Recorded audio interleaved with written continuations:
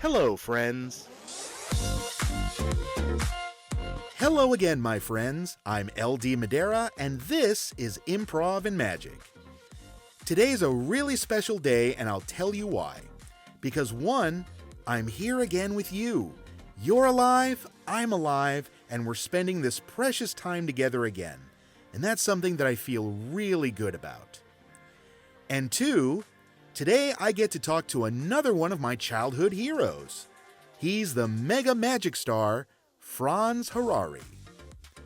Franz Harary's groundbreaking illusion designs have changed the entire scope of modern magic, and his spectacular brand of grand illusion has been dubbed Mega Magic by the international press.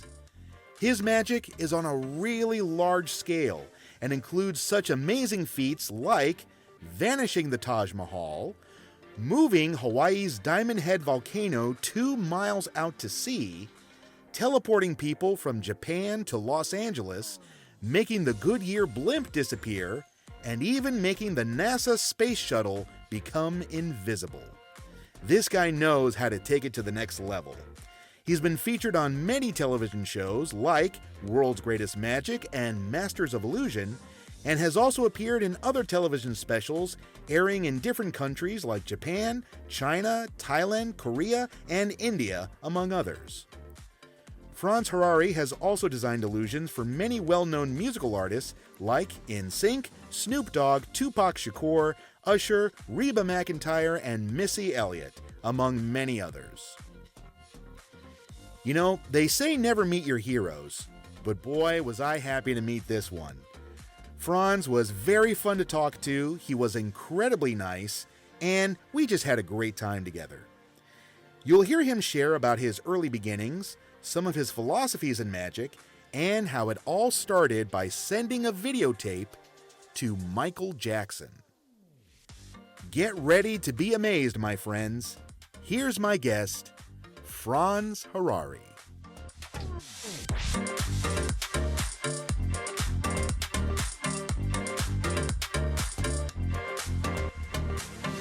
My friends, I am very thrilled and excited to welcome my guest today, the incredible Franz Harary. Hey, Franz, how are you doing today? Hey, it's a pleasure to be with you, almost live in 3D. This is incredibly nice of you. I really can't thank you enough for being here. I've watched you since I was a kid. I saw you for the first time on World's Greatest Magic. And I'm sure by now you must have had a lot of people coming up to you saying, I watched you as a kid. What's that feeling like to see these grown-ups who've grown up with you It's for so many years? weird. It's happening from more older and older people. I've got I'm only 61 years old. That's not, I mean, I remember when 50 was old, but suddenly that's not so old anymore. But I've got 50-year-olds coming up to me saying, Mr. Harary, I watched you when I was a kid. So, oh my God, somewhere along the line, I became Yoda. I don't know how it happened, but here I am. So I embrace it. How are you doing these days? I know you're usually very busy, but how are things going for you nowadays? Well, well, I found that there were two kinds of producers and illusionists during COVID.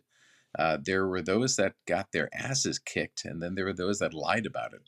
So for me, everything shut down because I had all of my eggs in the China basket, China, Asia, Southeast Asia, and that whole part of the planet just shut down. So it's only now starting to come back together, and so my career is back where it was, but it took a while to get there. And I think that was the case for a lot of guys like me. I'm sure. I'm sure. Yeah, because especially since you're so used to performing for thousands and thousands of people Right, and performing in right. big arenas and big Right, stadiums. that's it. It wasn't really until this year that people started doing arena shows again. So I found that my buddies that are doing basements and bar mitzvahs and birthday parties, they everything went back very, very quick. But it took a while for the really big shows to return. So happy to be back. Wonderful, wonderful. Well, the world is happy that you're back too, I'm sure. I would like to think so. uh, Let's start at the beginning. Why don't you tell us where you grew up and what growing up was like for you?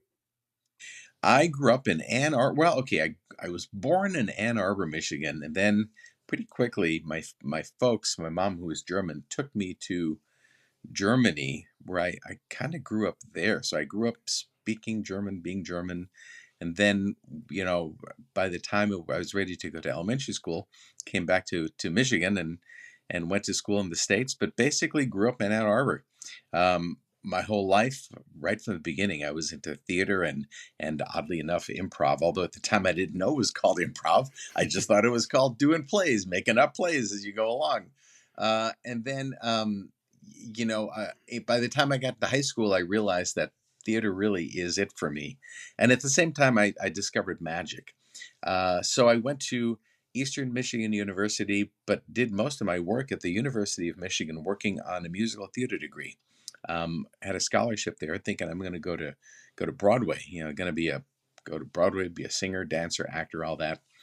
But at the same time that I'm at the University of Michigan, I was teaching myself how to do illusions for stadium audiences because there's the big U of M football game every Saturday. So I convinced the marching band director into letting me design illusions for the marching band. And I really didn't know what I was doing, so I'm just kind of making it up as I go along. But along the way, I I came up with some principles that I actually still use today, and that I've sold to people like Copperfield and Luis D'Amatos and Kevin James. And so these are principles that allow me to do very large illusions outdoors in the sun, surrounded 360 degrees, for an audience that does not necessarily want to see magic.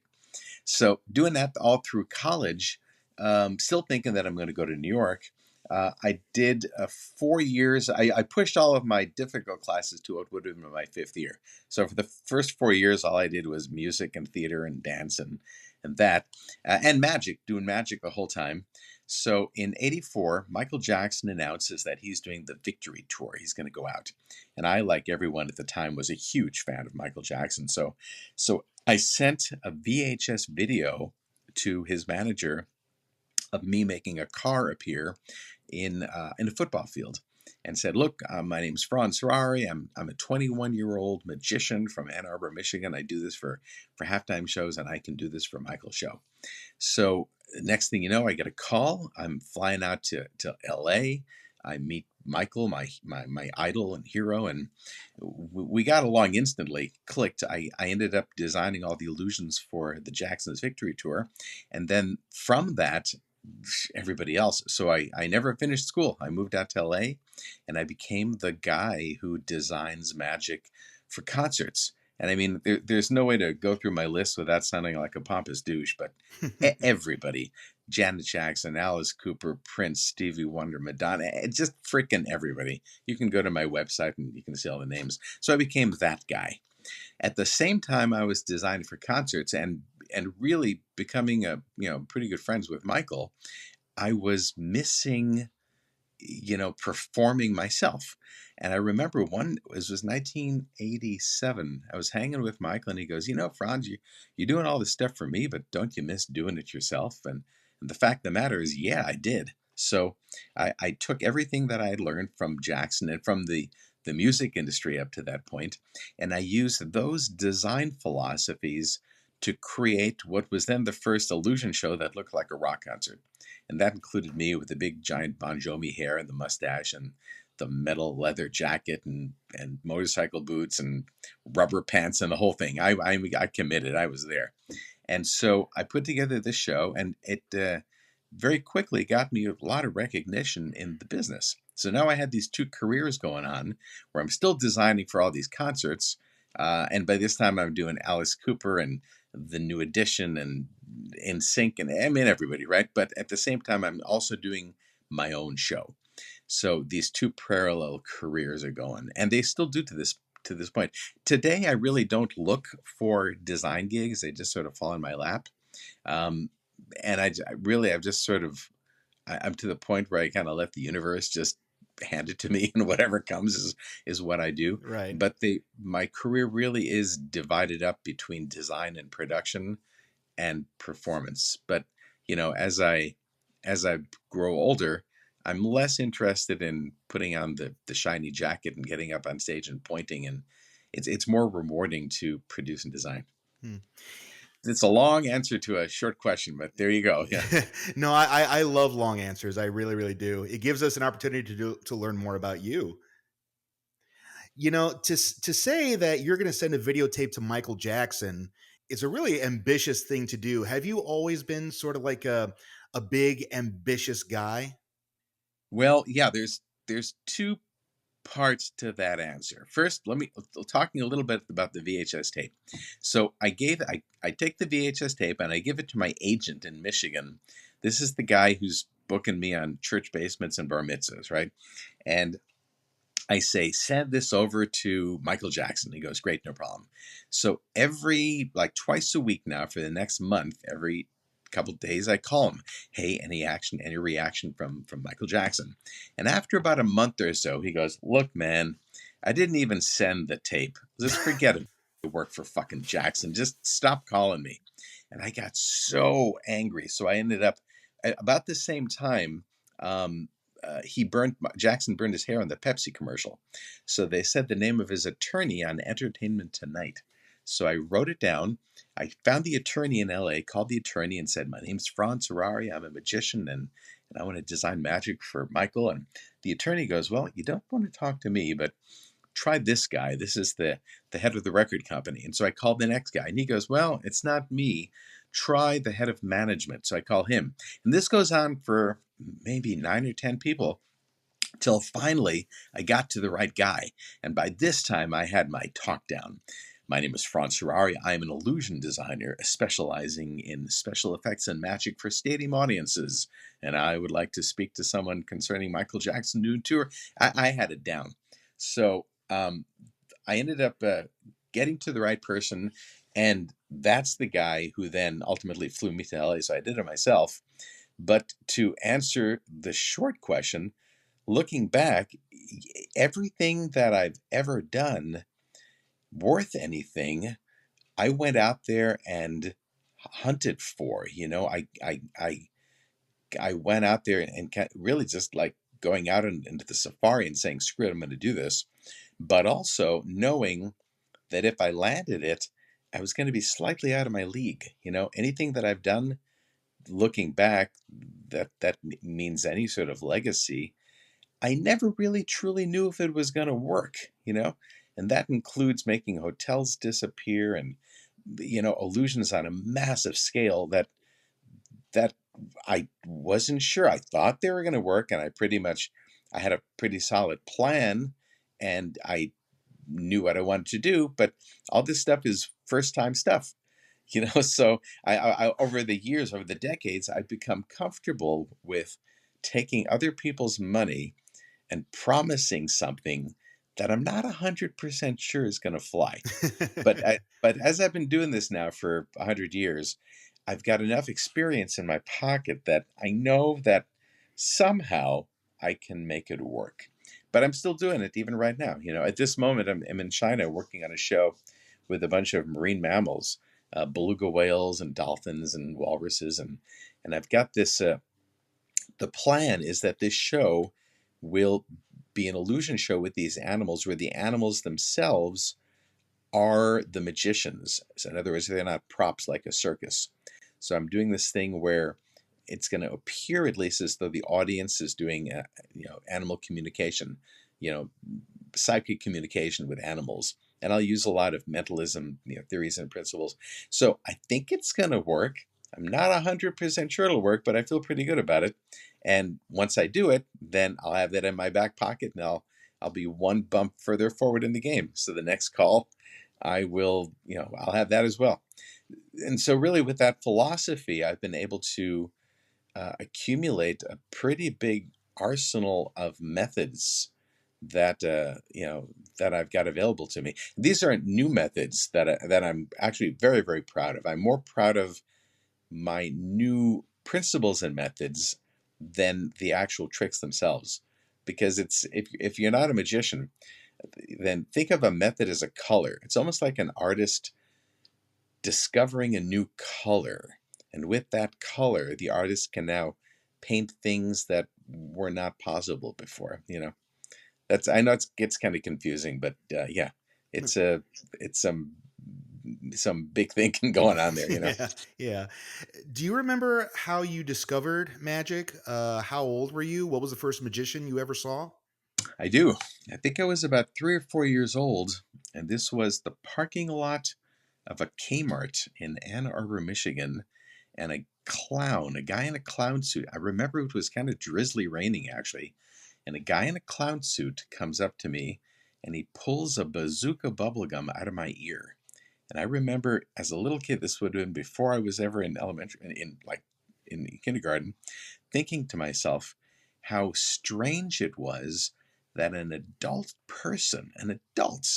would be dressed up so stupid and be doing something that's so stupid, hiding this gum in his hand and then pretending like it's coming from my ear. And I just thought the whole thing was just so dumbass. Why would a person want to do that? I just didn't get it. And then years later, Doug Henning shows up, and suddenly everything changes Oh yeah. because now magic is cool. And once magic was cool, then I started seeing, the attraction to it. For a little while before I discovered magic, I was into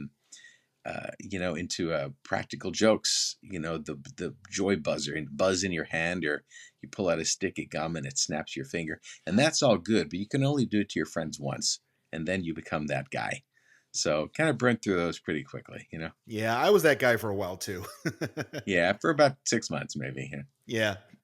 Yeah. Do you remember the first trick that you spent time learning and practicing and performed in front of somebody for the first time and got that big rush of adrenaline you get when you fool people?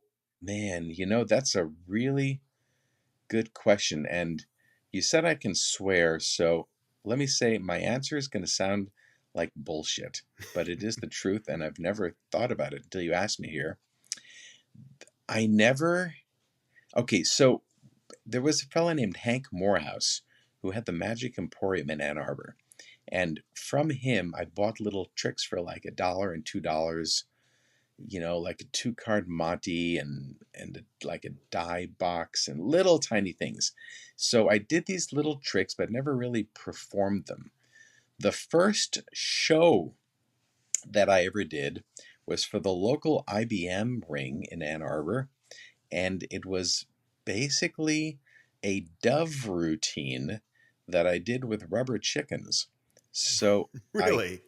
Yeah, so I got like a tip over box and a square circle, all stuff I made myself in shop in school.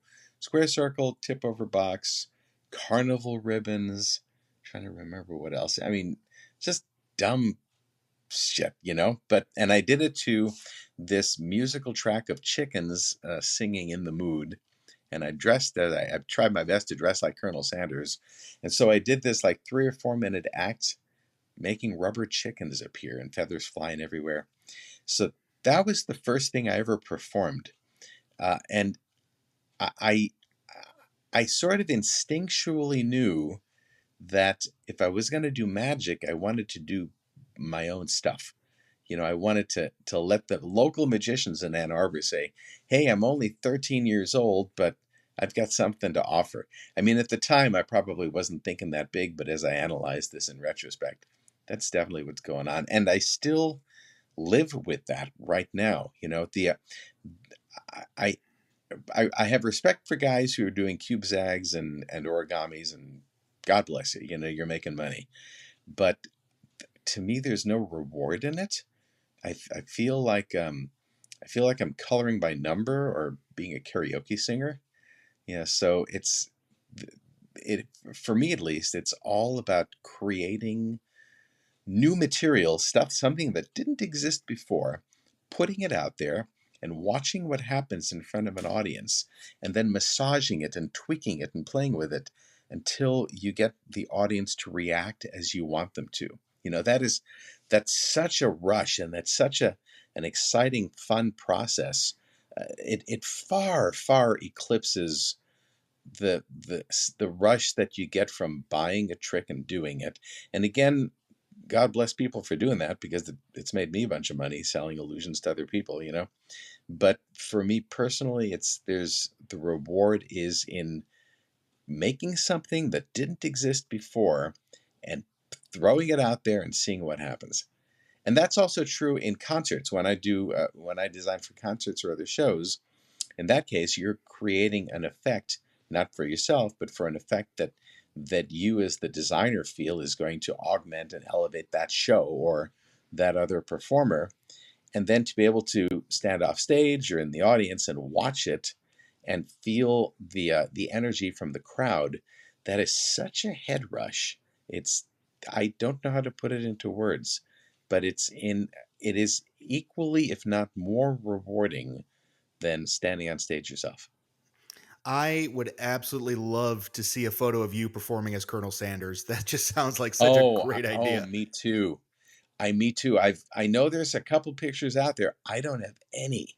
I still have a couple of the rubber chickens, but they're totally decayed. By the way, after 45 years, a rubber chicken becomes flat, so it's really unrecognizable as a chicken. But I've still got them. Yeah. Well, but this speaks to what I really love and appreciate about you.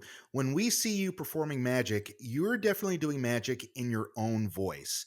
And as we know, there's a lot of other illusion shows out there where it's kind of the same thing over and over again. You see this cool magic guy surrounded by girls, and they're doing stuff. They're either ripping off you or they're ripping off Copperfield. A lot of Chris Angel clones now too. And Chris Angel clones, Yeah, absolutely, yeah. yeah.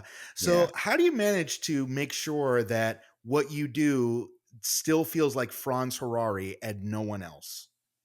Well, firstly, I got to say, there's there, there is a I don't. It's a pleasure. It's a Schadenfreude watching some guy do combination B. Every once in a while I'll get a call. Hey, you got to go to the. I live 7 minutes from the Magic Castle. Don't go a whole lot these days, but sometimes you'll get a call. Hey, you got to go. There's one guy and his wife doing combination B. You got to see this. So to see that, it's fun, but for all the wrong reasons. And it's maybe because it makes me feel better about my own stuff, which is terrible to say. But to answer your question, I don't know how to do anything that's not me, because it starts with me. I think I think any true artist, you can be a singer, a dancer, an actor, perhaps an improvisational actor. Whoever you are, what you do is going to start with understanding who you are and then figuring out how to communicate how to communicate your human experience to an audience. And that's what art is. Art is the communication of the human experience. And so as a magician, you're going to figure out how to create visual moments on stage, or if you're a close-up guy on a table. I'm not. I have the sleight of hand skills of a chimpanzee. But you're going to figure out how to create these visual images that are going to not only move your audience and give your audience some sort of a little adrenaline rush, but also communicate a little bit about who you are. And that can be as simple as showing what you think is cool. Many, many years ago, I was on stage somewhere overseas, and I had trouble with some employee. It wasn't even really my employee. It was part of another group that was there. And there was a lot of bitching because they didn't want to work late. And the guy goes, well, all this stuff is a bunch of stuff that Franz thinks is cool. And I thought to myself, and I go, that's absolutely correct. This is an hour and 40 minutes of things that Franz thinks are cool in a row. That's all this is. So I think that that's where it all has to begin. You have to begin by asking yourself, who are you? And then once you know who you are, then you say, all right, if this person who I am had magical powers, how would you use them? Or in my case, I'm not even telling the audience I had magical powers. By the way, there's this really cool exercise that you can do and that everybody can do if you're a performer. think of three people whom, if combined, form you and your personality. For me, it's Willy Wonka, Tom Hanks, and Iron Man. Maybe there's a little bit of Doc Brown in there too, or you could switch out Iron Man for Bono, but basically those three types form me. In the case of Iron Man, he doesn't have superpowers, but he's got technology, and there's this almost irreverence to it. So that shows up in my designs and my performance. But once you figure that out who you are, then that reveals everything. And then you very quickly can figure out, well, this person who I am, what would this person do on stage magically? Or if you're an actor, how would this character react in this situation? So it all becomes driven, firstly, by who you are and by that identity. Let me ask, this is a for real question. Who are the three people, if combined? Who are you? Who are those three people? Oh boy. Well, one of them for me would have to be David Copperfield because I But grew you up know with what? him. Then he doesn't count because he's already a magician. Right, you're right. So, You're right. Yeah. but if you go to Copperfield, I can tell you that Copperfield is James Bond. He's a lot of James Bond. A little bit of Mr. Rogers. So Copperfield's got his own three that form Copperfield. So you can't use him. So other than magicians, what three people are you? Okay. I would have to say it's funny. I've never really thought about this before, but I think that's such a great question. I would say Chris Farley would be Right? one. Sure. Um, let's see. Darkwing Duck. I have a bit Oh, of his good. personality. That's And great. on that same note, a little bit of a Walt Disney.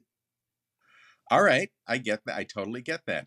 So with those three, if you look at that combination, that will instantly tell you what you should be doing to communicate that, to share that with the audience.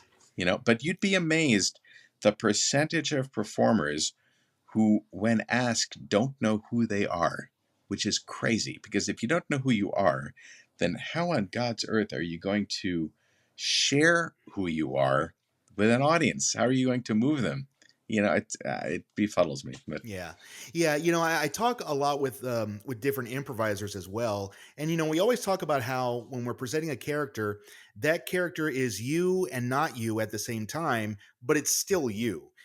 Do you feel like when you're on stage, are we seeing the real Franz Harary, or are we seeing a character, or a little bit of both? as I grow older, it's more and more me. I think as I stop caring less. That's terrible.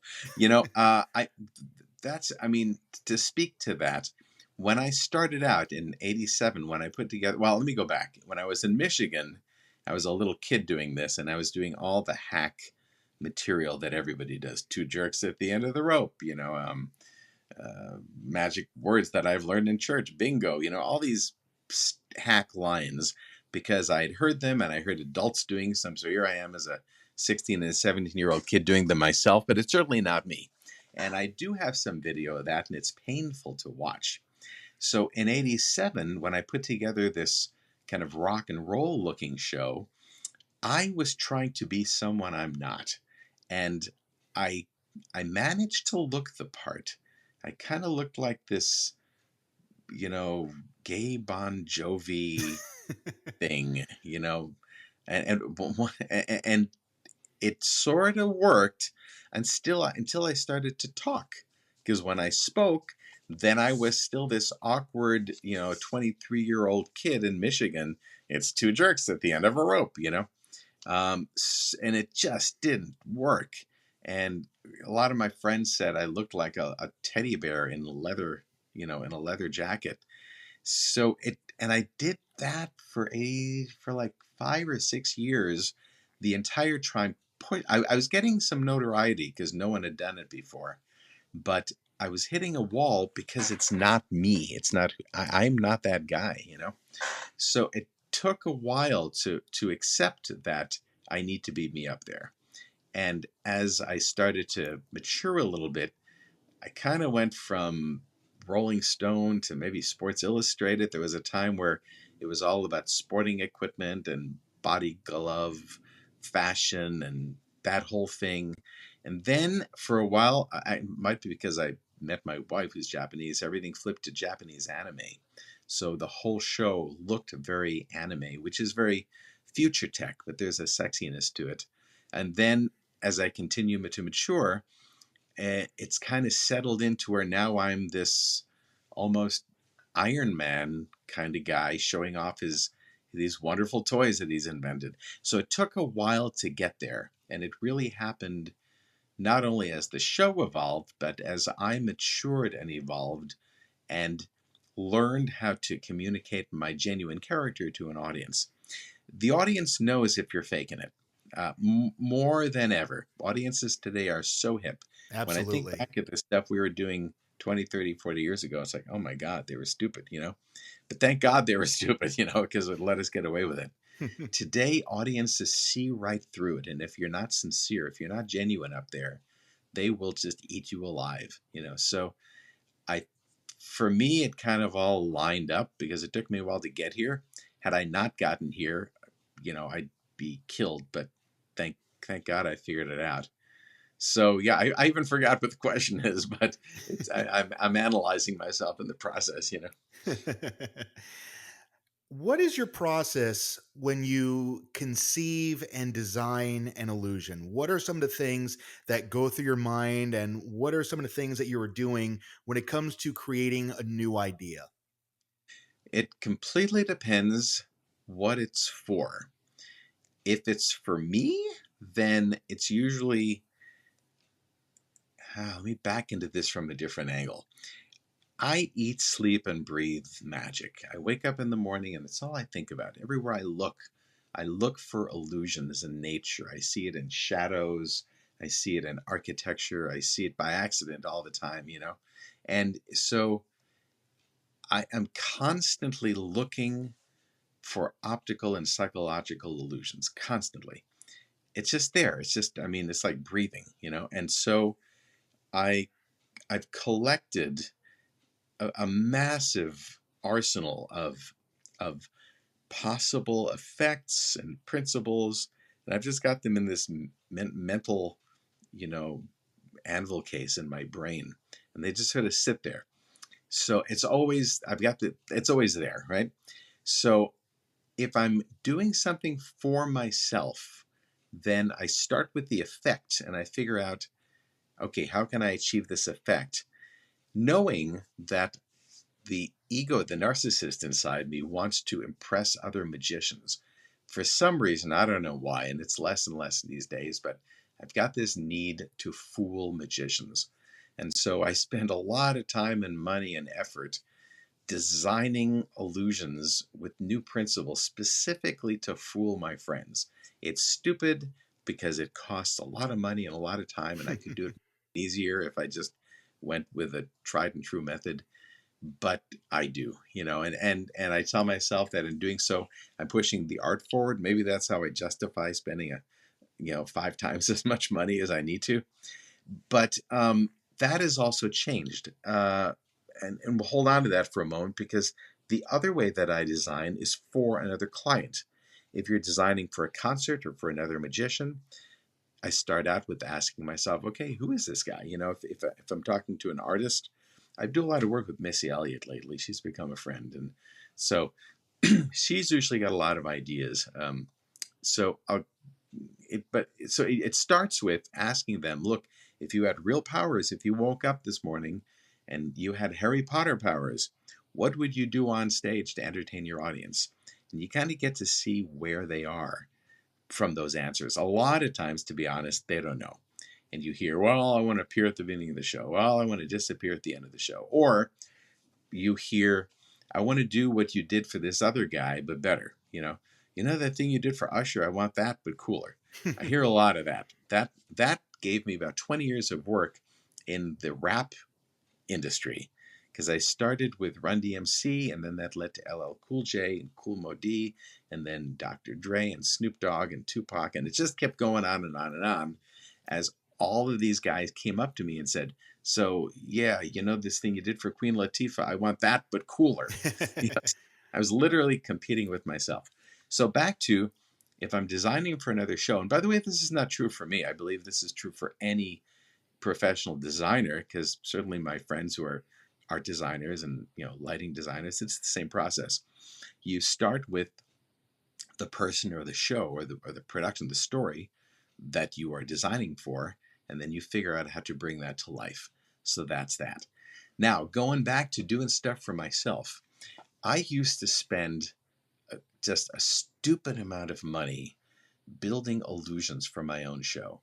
I have right now I've got 3 warehouses, one in LA, Michigan, and Dolly in China. Combined, there's probably maybe $8 million worth of stuff, and it's just because I kept building more and more and more stuff. There was a time when every time I would make some money, I automatically thought, well, what can I build now? Once I got married, all of that stopped. And, my wife, who's way smarter than I am, she runs the business. And she very quickly figured out that if I keep doing what I'm going to do, and, we're both going to die broke. So I had to kind of change the way I produce my own show. And now what I do is I may have for an example, I had this idea where I wanted to do a time travel effect on stage, which, by the way, is more intelligent than my audience could handle. I tried everything, and they just looked at it like, look like sheep. They just couldn't get it. Nevertheless, I had this really cool idea for this very cool looking kind of Jules Vernian device that looks like it was built over time with different technologies being added to it. A pretty big thing. I knew it was going to cost about $80K to build, and I wasn't going to be able to spend that money anytime soon. So I convinced Chevy that they needed this effect for a corporate show that I was doing for them. Oh, wow. And I got paid for it. And I've done that probably 30 times or more. So my warehouse is filled with, again, millions of dollars worth of stuff, but it's illusions that I convinced other people to pay for their productions, and then making a deal when the production is done, then I get to take it back. And I still do that. In fact, I'm doing it at this very moment. I'm doing that. So that's sort of become a key part of my business plan. Otherwise, I would have even more magic, but be living in a box outside of 7-Eleven. So It's so funny. Walt Disney did the same thing when he was creating his attractions. Like when he invented "It's a Small World," he had Pepsi pay for it. right. Well, that was for the 63 World's Fair. Yeah, yeah. Yeah, sure. Yeah, the 63 World's Fair, that was an epiphany for Walt, because he figured, and then he got Monsanto and he got all these other, and you remember the World of Aluminum, he got all these other companies to pay for this stuff. And yeah, but then, now we're talking about Disney, but then when he opened Disneyland and Tomorrowland, the whole place seemed like a big giant corporate trade show. So there was a problem. Anyway, back to magic, we'll stay away from Walt, There's a place that I know is very near and dear to you, and it's a place in Colon, Michigan called Abbott's Magic. Of course. What can you tell us about Abbott's Magic that just makes it so special? I cannot give it justice, but do this. Go to YouTube, go to my YouTube page, Franz Harary, and search Abbott's Magic, or colon. I think it's Abbott's Magic, get it together. Search that. I produced a 12-minute documentary about 15 years ago. 15 years ago, they said it was going to be the last convention ever. So I flew out there with my crew and we shot the whole thing. Go watch that. It tells the whole story. But the short version of Abbott's Magic is Harry Blackstone Sr. had a vacation house in this tiny little town of Colon, Michigan, 2,000 people in the southwest part of Michigan where I grew up. I grew up in the southeast in Ann Arbor. So about 2.5 hours from my hometown. Tiny little village. And for 75 years, crap, I remember a long time ago, a long time, they've been having these get-togethers that just grew and grew and grew. I started going when I was 13, was my first one, and I met so many people there. When I was 16, I entered a contest there with the Chicken Act, actually. In that contest was also some new kids that it just, they're unknown kids. One guy is Lance Burton. Um, then there's Mac King and Jeff Hobson were all in that contest with me. So I think the three of them got first, second, third, and I would like to believe I got fourth. I didn't win, but I wanted to believe I did. But that place also, gave birth to Kevin James and so many other people. But the convention was massive. It was for 4 days a week. The town would double in size because there'd be 2,000 magicians from all over the world, and it's a tiny little town, so there's not even one hotel. So you're basically staying in people's homes, you're staying in their living rooms and their guest rooms, and magic is everywhere. So it's for the last 20 years, it's been getting smaller and smaller, and I hate to say it's on life support, but it's only a shadow of what it used to be. But don't stop that from letting you hop on a plane and go into Colon, Michigan, first weekend of August every year. And yeah, and once I started getting a little bit of notoriety, then I started using the Colon shows as a place to workshop new material. It was pretty great. I Wonderful. was at the last one in last August. I was there, Yeah. I remember as a kid hearing so many times that Las Vegas is the magic capital of the world, but I'm hearing more and more that it's really Colon, Michigan. Well, sure. Yeah, okay. We'll go with that. Yeah. Maybe there's some I mean, there's subjectivity to that. yeah, it really is. It's up for interpretation. Put it this way, magic is all that Colin's got. That's it, you know. But Vegas now, there's no, as you well know, there's no place in the world that's got more magic than Vegas. So, Right. but there's also more everything else in Vegas than anything else. So it's not just magic. Right. There's like 20 Call it- Cirque du Soleil shows. Yeah, we'll call it the prostitution capital of the world. It's all the same. Yeah. You always manage to make your magic better and better and better. Do you often feel a lot of pressure to have to try to top yourself each and every single time? Constantly, constantly. Going back to Michael Jackson, I knew him for 26 years, and very early on, I don't remember where we were, but I used to just come over to his place and just do magic and just play around with magic. And again, I've really got no close up skills whatsoever, but I'd go buy stuff at Hollywood Magic and take it over to him. And then for a while there, he was like paying me to build magic. Oh, that was great too, because I'd come up with ideas and he'd give me money to build them, and we'd play with them for a little while, and then he'd get bored and they'd end up in my warehouse. But I digress. This would have been maybe 1988, right around there. He goes out of the blue. He goes, Franz, whatever you do, make sure you do it different and better than anybody before you. And I have lived with that. That'll probably be on my tombstone someday. Whatever you do it different and better than anyone before you. And that includes yourself. So don't repeat something you've done, because you're not going to grow from that. You're not going to grow. The art form is not going to grow. It might get you some bucks, but it's not going to do anything for your legacy. So it is a constant um, it's a constant task to continue to move forward and not copy and not repeat. And that means not repeating yourself either. Hmm. Well, you mentioned about your close up skills, and it's interesting how within the last couple of years we've seen a lot of emphasis on close up magic because of people like David Blaine and Shin Lim, and of course during the pandemic, all over the internet, you saw a whole lot more close up magic everywhere. Do you find it difficult at all to perform magic on the scale that you do when there's a lot of emphasis nowadays on focusing on cards and coins and much smaller scale magic? Oh yeah, absolutely. And by the way, Shin is a friend, a good friend.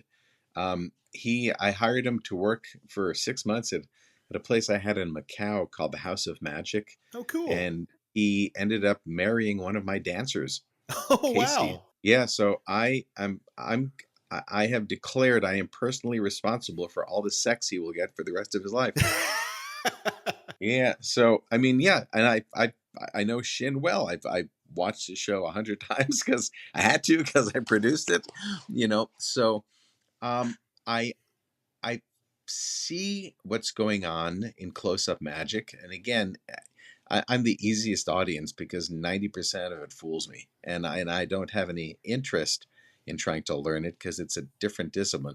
A lot of the psychologies are the same, and I recognize that, but for the most part, it's a different set of skills. Um, Huge respect for it. Huge.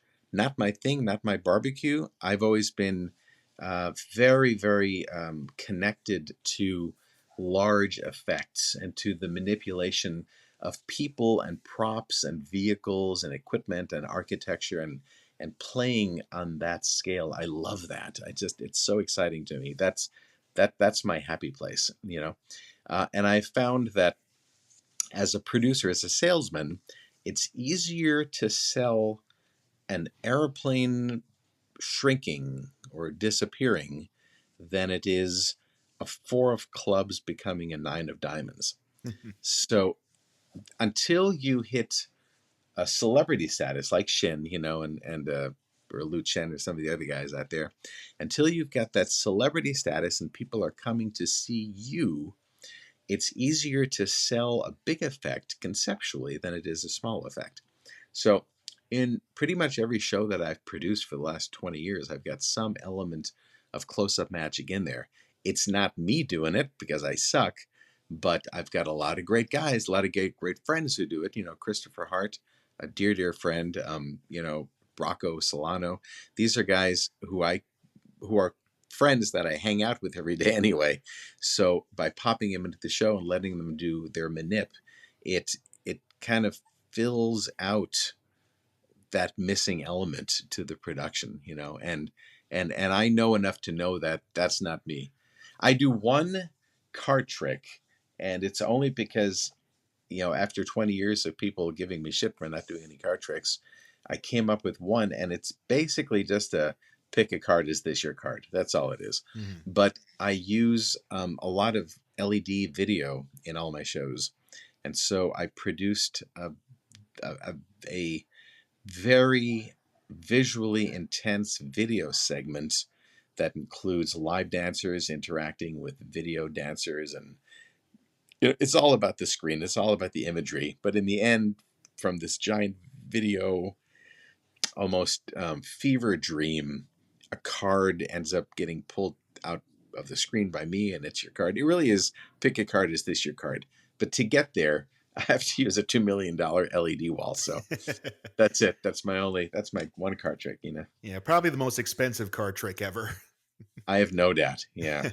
And I'm not sure that that's smart, but I recognize that I couldn't do a double lift to save my life. So I've come to recognize if I'm going to do anything worth anything, I'm going to have to rely on that which I know, and that is production.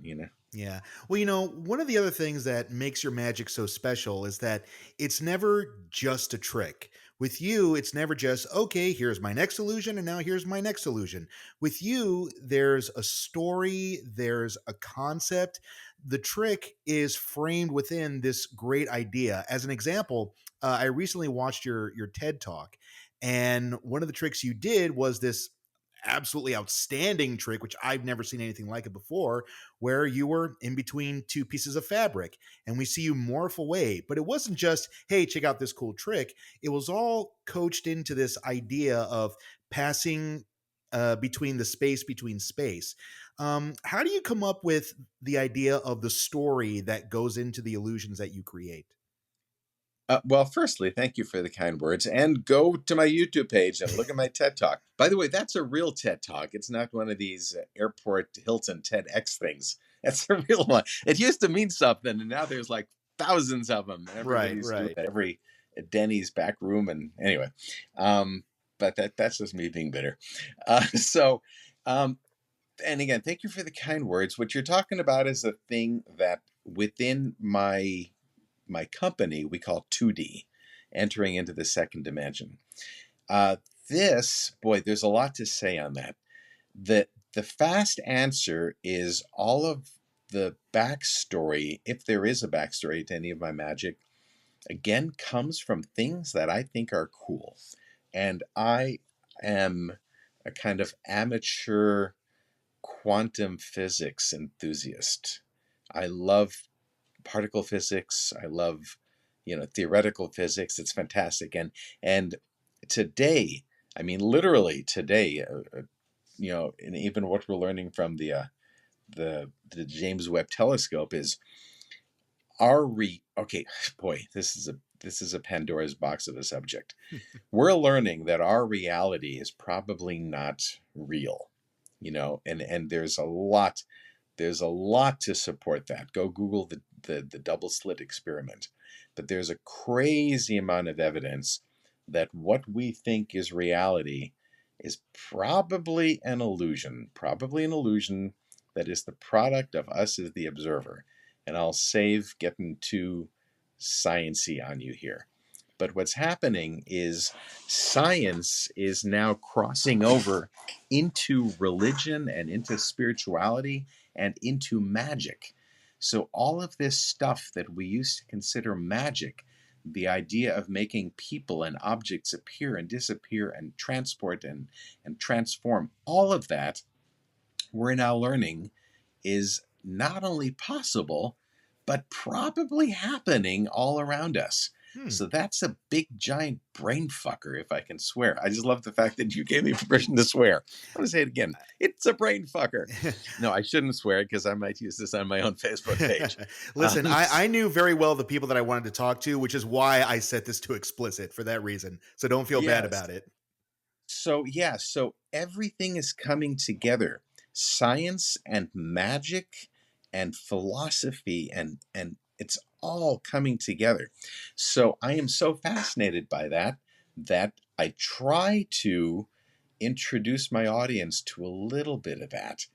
That illusion was actually it's a voiceover that comes from a piece written by Stephen Hawkins, but it's read by Billy McComb, my dear, dear friend Billy McComb. So he lives forever on in my show in the form of a voiceover. And the illusion that you're talking about is basically me becoming flat, becoming infinitely flat into a two-dimensional world. And I try to explain how the anthropic principle works and how we now know almost certainly there are many parallel universes all occupying the same space.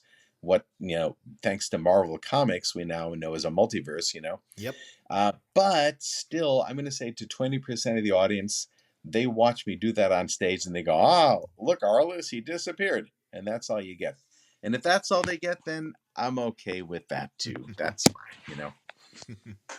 The first time I ever saw you was on the TV special World's Greatest Magic.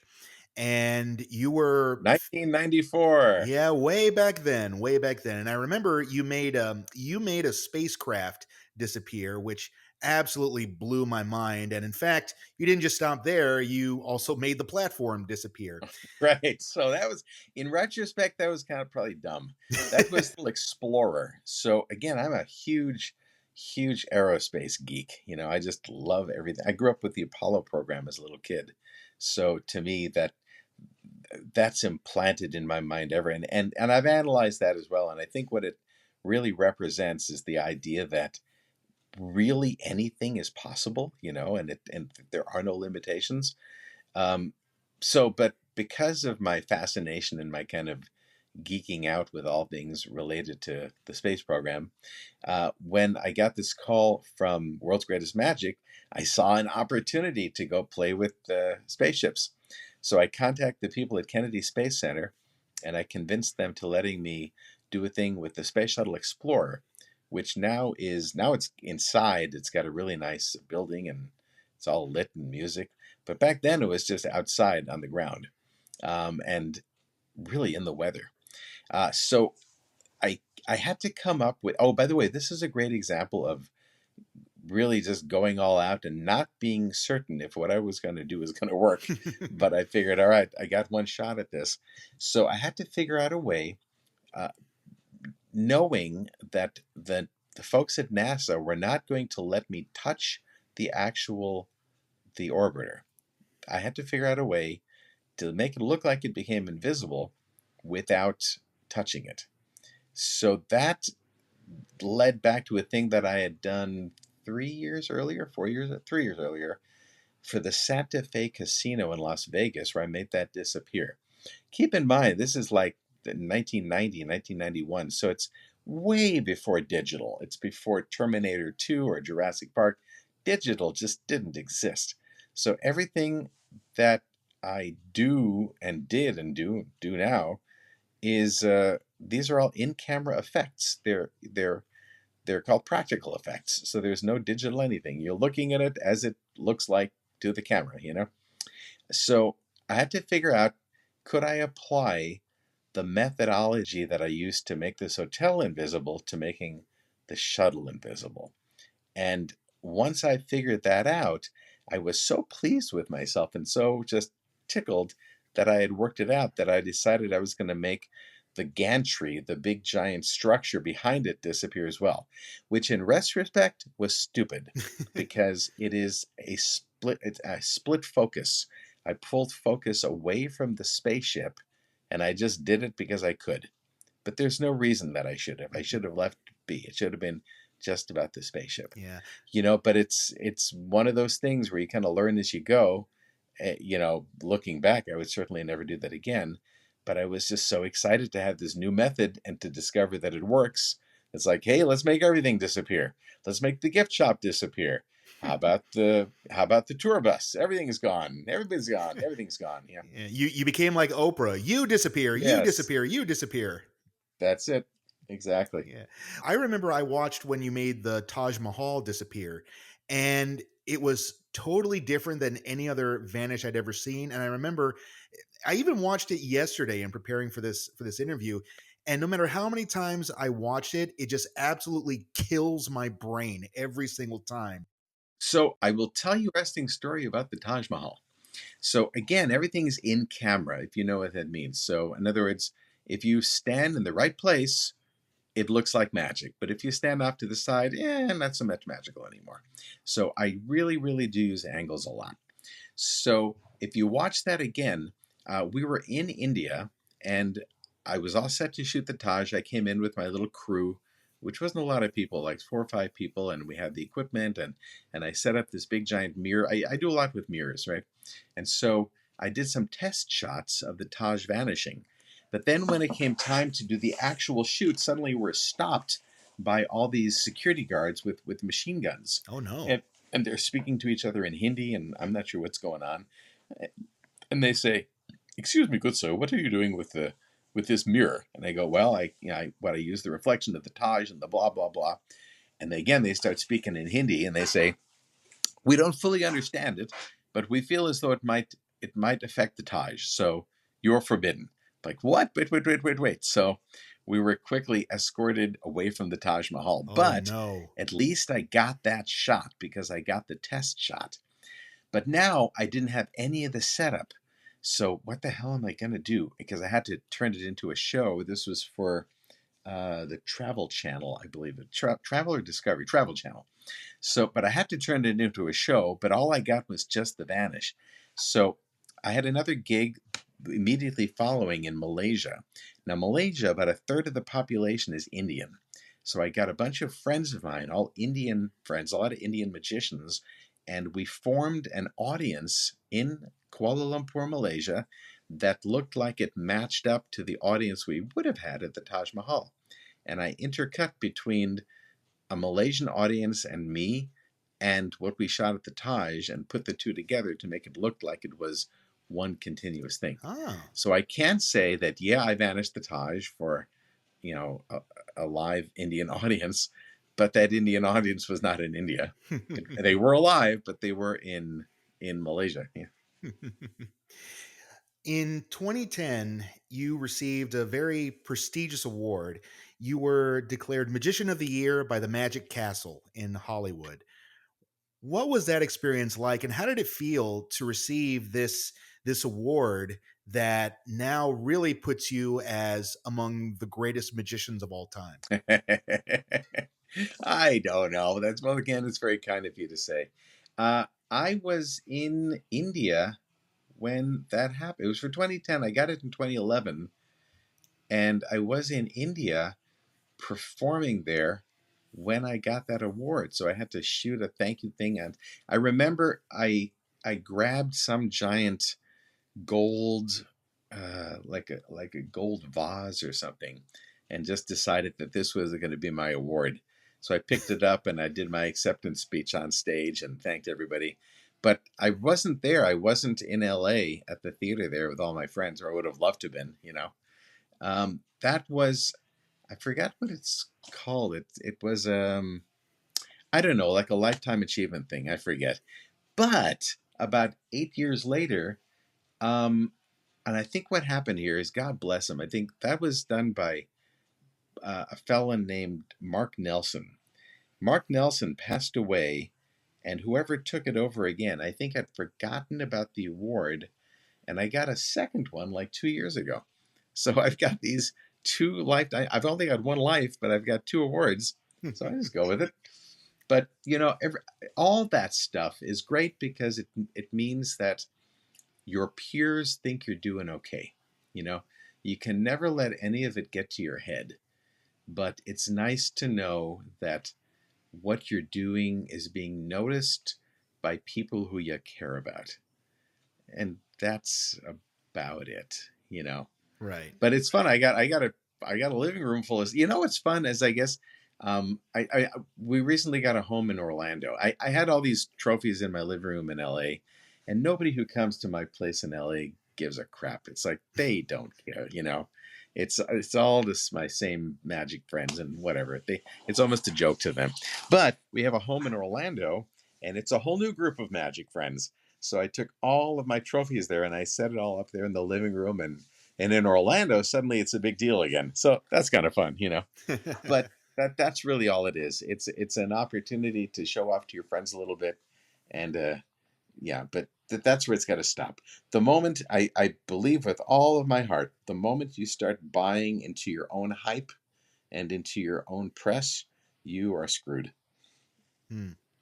Why are you screwed when you buy into your own hype? I'm curious. Because you start believing that you're all that.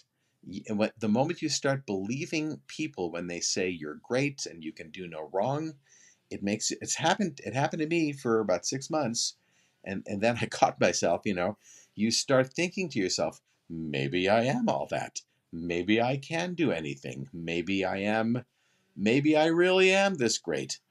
And the moment that happens, one, you have the potential for becoming a douchebag, but also it's very easy to become lazy. Hmm. I don't want to name names just because it's wrong, but I know that well known magicians that are douchebags. And it is because they believe their own hype. If you have enough sycophants around you all the time telling you you're great, it goes to your head. And I've seen this happen not only with magicians, but I've seen it happen with a lot of pop stars.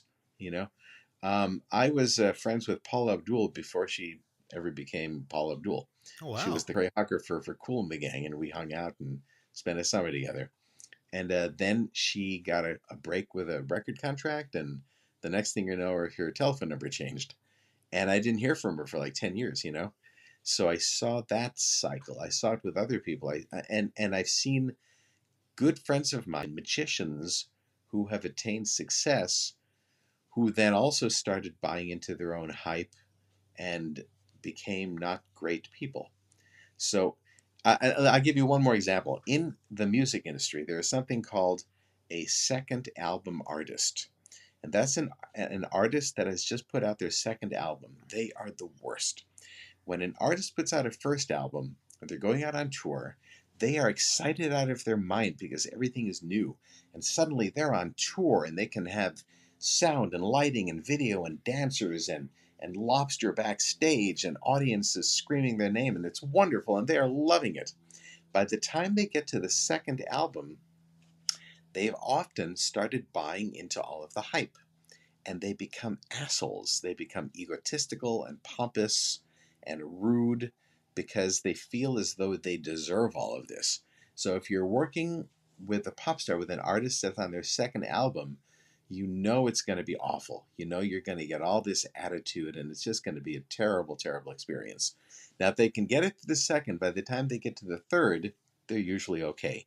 And I've worked with a lot of old timers like Cher and Stevie Wonder and Madonna, and they're great because they've been around the block enough times to understand what this whole game is, and they're really genuinely good people. But it's the second album artists, and that's what I see has happened to some magicians, and that's what I've tried my best never to allow myself to become that, never to buy into my own hype. I really don't take myself too seriously. I really love that. I love that, with all the success that you've achieved, you still manage to keep yourself humble and grounded. And, what you described, I think you're 100% right on that. I've seen a lot of magicians that way. And I've also seen a lot of improvisers that way too. But I love that thing of no matter how well you do and no matter what achievements you achieve, you still keep yourself grounded and humble. I think that's so important. So really, thank you for sharing that message. Oh, yeah, absolutely. I believe this with all of my heart, and that bridges into something else. I was just talking to a close friend of mine, Joaquin Ayala, um, actually headline Vegas illusionist. Google him, Joaquin Ayala. Um, he and I were talking, and the best part of doing a show is not even doing the show. It's when the show is done and everything's packed up, or you're all preset for the next day, and you're going to the coffee shop and the hotel and hanging out with your friends and your cast and your crew or other magicians. It's that hanging out at the coffee shop. That's the best part. That's what all of this is for, because the audiences go away, and that's all superficial. That Let me jump over to another thing on that subject. I was in India in 2010, 2011, and I did a pile of television there, a series called India's Magic Star, and I was a judge. Well, for one, I produced the show, but also I was a judge, a kind of Simon Cowell character. And on these shows, I repeatedly I was judging these Indian magicians. Actually, in many cases, Indian magicians that I was training and teaching and mentoring, and then they were going on stage performing what I had taught them how to do, and I had to judge them. That was a little weird, but not the point of all this. So um, I would hear all the time that whatever magic I was seeing was pretty good, the best in India, and it was always this qualification, and it would make me crazy.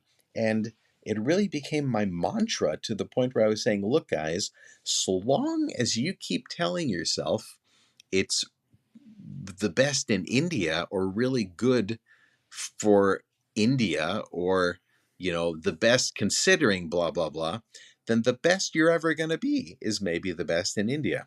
When I wake up in the morning, whatever I'm doing, I'm trying not to be just the best in LA or the best in the United States. Whatever I'm doing, I want to do better than anybody in the world. I want to be the best in the world. But you are handicapping yourself by somehow giving yourself this cop out that it's good for India. It's the best Indian magician. And what happened is that was misinterpreted because of translation as the American guy telling the Indians that we're not good enough. So this show had about almost 350 million people watching, which now, if you look at TikTok, isn't all that big. But for me, 350 million is a bunch. And they became divided. About half of them said that Harary is supporting us as Indians and pushing us forward and uh, and trying to accelerate us, while the other half was saying, no, no, no, he's speaking poorly of us. And it became this whole thing, and I became this iconic figure nationally for about a year, to where I had just a ridiculous amount of fame. I couldn't, I walk on the street and instantly, I never had to worry about a car or a ride. I could just stand there and within 20 seconds, somebody will stop by and give me a ride in their car or motorcycle, whatever it is. It was great. And with celebrity comes a lot of freedom and a lot of power, and all that's great. But it also showed me the true nature of humanity, which is, at least in the case of where I was working, it was like the game Hungry Hungry Hippos. You know the game Hungry Hungry Oh, Hippos? yeah. So yeah, so everybody wants a piece of me because they saw that I was worth some money, that I had value. Everybody wanted a chunk. Before it was all done, I had my entire cast and crew. Their passports were held for ransom, so they couldn't leave the Oh, country. wow. All of my equipment, about 1.2 million bucks worth of equipment, was held for ransom by my agent who brought me in, who decided that he needs to make another $400,000 before he was going to release the equipment to the freight forwarder. It's just crazy, truly evil. And at the same time, I'm doing shows and having strangers tell me I'm great, But I remember I was in this giant kind of palatial apartment that I was living in there by myself. My wife went back to LA, and I was there by myself, just feeling all sad and terrible because of all this awful manipulative stuff that was going around me. And I thought to myself, maybe I'll just go to a shopping mall and be mobbed by a couple hundred people and have strangers tell me I'm great. That'll make me feel better. So I went there and it didn't work, and it just didn't do anything. And that was a huge epiphany to me when I realized that all of this means nothing if there's not someone there whom you genuinely care about to share it with, you know? So the approval of strangers and fame and what comes with it is worthless unless you can share those benefits with people whom you care about, with your friends, with your family. And it really was a giant spiritual whack in the back of the head, but it changed me, it certainly changed who I am today, and I live with that all the time. So you'll learn that the reason that we work our asses off like this in the end is purely so that we can do things to help our friends and to be kind to the people we care about. That's it. Because if it's just about the trophy and the poster on my wall, it doesn't mean shit. Wow. That's so awesome. Well said. Because of the type of magic you do being very large scale, there's a lot of technicality to it. And of course, from time to time, as things often do, sometimes something might go wrong. And, if you're doing it for television, of course, you have the magic word cut. But Ah, but when you're doing it live, sometimes it ah, happens, So ah. what happens on those rare occasions when something just doesn't go right? Well, it comes with age. And again, for all of the wrong reasons. Some of the biggest fun we used to have is going to the Magic Castle the first Monday of every month and watching audition nights and watching young guys crash and burn. Oh my God, that was so much fun, but for the wrong reasons. But you'll learn. You look and you learn. Yeah. Um, I I think I learned pretty early on that when I'm on stage, it's different when you're doing television. If you're doing live television, and I've done a lot of live television, your butt is just clenched the entire time, and you just kind of pray to God that everything goes and nobody gets killed. If it's not live, then you sometimes have the luxury of saying, praying that the director goes, cut, do it again. But if it's a live show, I've come to recognize that even though I'm on stage and I am the catalyst for everything that the audience is watching, it is truly a shared experience between me and the audience, and we're in this together. And they are as much aware of a technical meltdown as anyone else. So when that happens, you have to admit it. You have to go, well, there you go, kids. That's the fun of live theater. Just pull your pants down and say, here it is. We're in this together. I don't try to lie and pretend to them that something didn't fail when it's clear that it failed.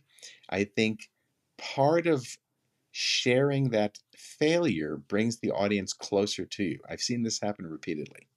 In some cases, the best thing you can happen is have a tiny little failure, and even better if it's not technical, but if it's human. If there's human error on stage, either from an audience volunteer or from your own assistants, that is an opportunity to grow from, because in trying to solve that problem on stage, you find new ways to you find new bits for one, you know. And certainly as an improv artist, you know that's true more than anywhere. The Absolutely. best stuff comes out of mistakes, you know. Say yes and, you know, that's really it is. Yeah. It is yes and to the ultimate degree. When you're doing yes and with an illusion, all bets are off, you know. But you need to embrace it rather than trying to fight it. Yeah. I remember Copperfield had a bit where he stood on stage and he says, "Ladies and gentlemen, we're about to do a brand new illusion." And then all of a sudden you hear this big crash from backstage. And of course, it's loud, it's very audible, everyone hears it. And he kind of takes a pause and then he looks back to the audience and says, "Folks, we're now auctioning off a new illusion." Yep, there you go. That's pretty Yeah. good. We definitely live in such a different time now. We're living in a time that's so technology driven, and this technology is way more accessible to us now than ever. And we are now in the CGI age. We're in the time of DC Comics and Marvel and Star Wars, where all these movies apply CGI. And of course, everyone has these apps like Instagram and TikTok to have all these filters and stuff like Pokemon Go that plays with the whole idea of augmented reality. Do you find it difficult to amaze an audience with magic knowing that we're in such a CGI generation? That there is a 3 hour conversation. You're asking something, maybe you're aware of it, but bigger than that, you know. Um, so let me try to crystallize this into a couple minutes.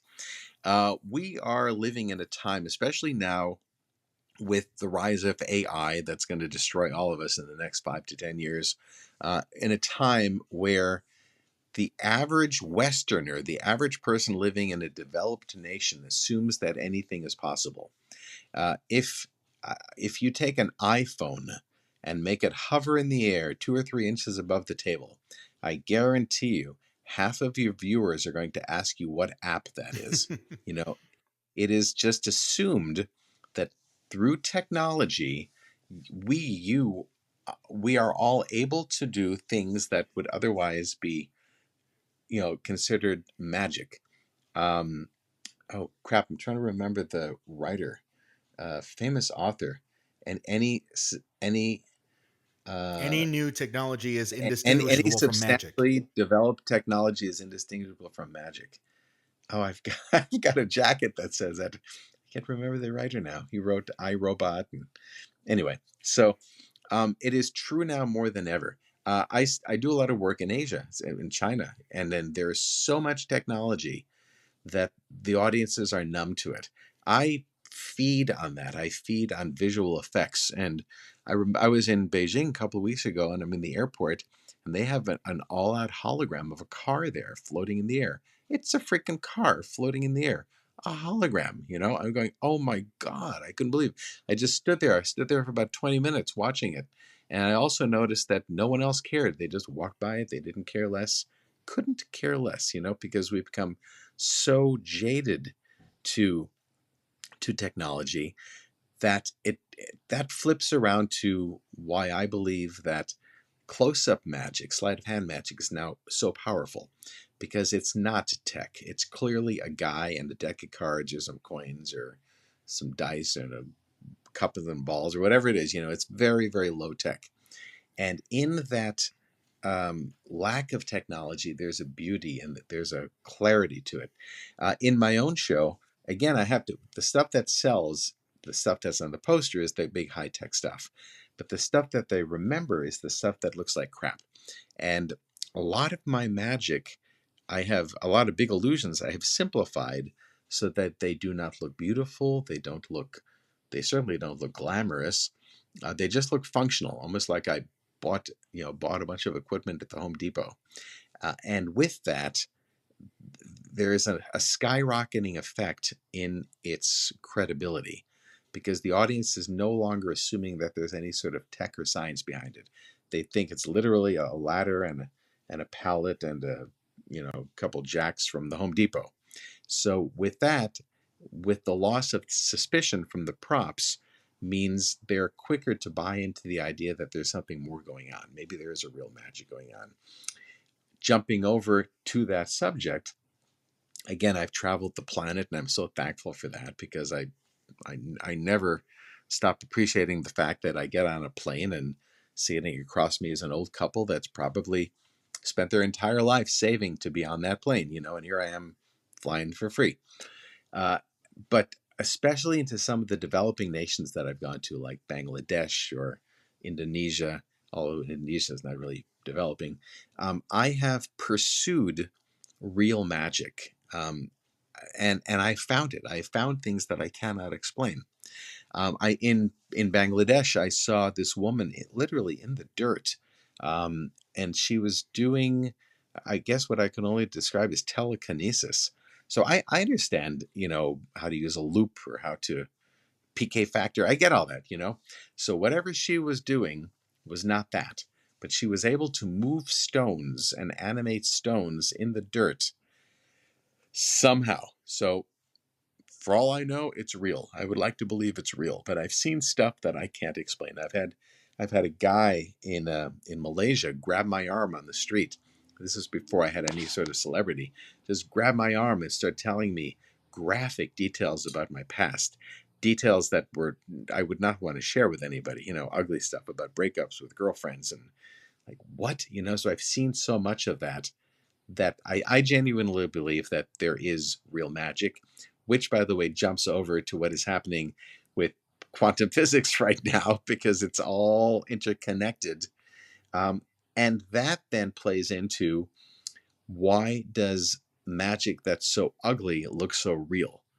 And it's because there's so much technology that if we can strip away tech, that woman doing magic on the dirt in Bangladesh becomes infinitely more powerful than a guy in a very expensive suit in Vegas making a car disappear.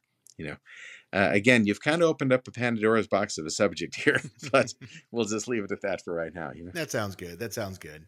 Franz, we've come to the final question of our interview today. And this is the same question that everybody gets at the very end, and I'm excited to hear your response to this. If I were a condiment, what would I be? My question is this. What's the one piece of advice that has served you well that you'd want everyone else to hear? Well, I've told you already. Whatever you do it different and better than anyone before you. No question. I live with that. I eat, sleep, and breathe that. Whatever you do it different and better than anyone before you. Wonderful. Franz, thank you so much for your time. I really appreciate this, and I wish you so much love and success in your future. Right back at you. This was such an honor and a joy. Still can't believe how lucky and blessed I was to get to talk to this man. Thank you so much, Franz Harary, for taking the time to talk to me, and thank you very much for continuing to push magic forward. My friends, I know you're going to want to learn more about this guy, so please be sure to visit his website, franzharary.com, to learn more about his shows, his unique designs, and much more. And you can also check out Franz Harary's YouTube channel to watch his incredible magic at work. And while you're on YouTube, feel free to visit my YouTube channels called LD Madeira Magic and Together by Myself. My friends, every moment we share together is a blessing and a privilege for me. I hope you all have a wonderful day, and I'll catch you next time here on Improv and Magic.